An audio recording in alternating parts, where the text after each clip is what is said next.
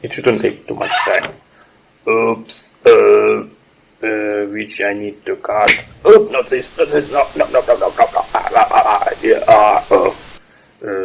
maybe this one.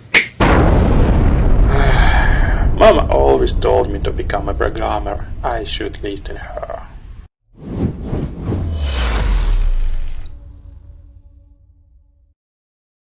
It is always questionable which object should manage another object's time life.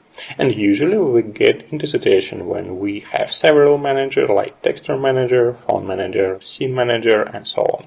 But who is managing those managers? In most game engines, such managers are just singletons, and all initialization happening in a few functions. But we can go a little bit further. Let's define a root object and name it just a root. Yep, it is a silly name, but what are you expecting from the OAK game engine? So this root object will have all our managers as members. There is no need to wrap them by accessors method, so just define them as public. Now in the init method we initialize all our managers in proper order. The same happens in the initialization, but in backward order. And finally, we need to declare access to the root object. We can use a singleton pattern by declaring a static instance method, but in that case our accessing paths to property and methods will be longer, like root instance.log. No, it's too much. So let's use another simple technique. Just declare reference to a global variable in a header and declare variable itself in CPP. Yep, we are going to use global variables.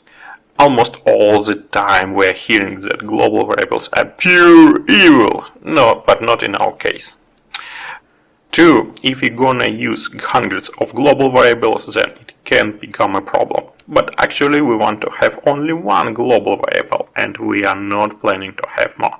So now we need just to call root.log. I think it is much better. And now we have one object that is managing the time life of all objects in the game engine. Definitely this object is deserved to being called root, even if it is a very silly name. That is all about a root object. More videos are coming, stay tuned, subscribe and smash the bell.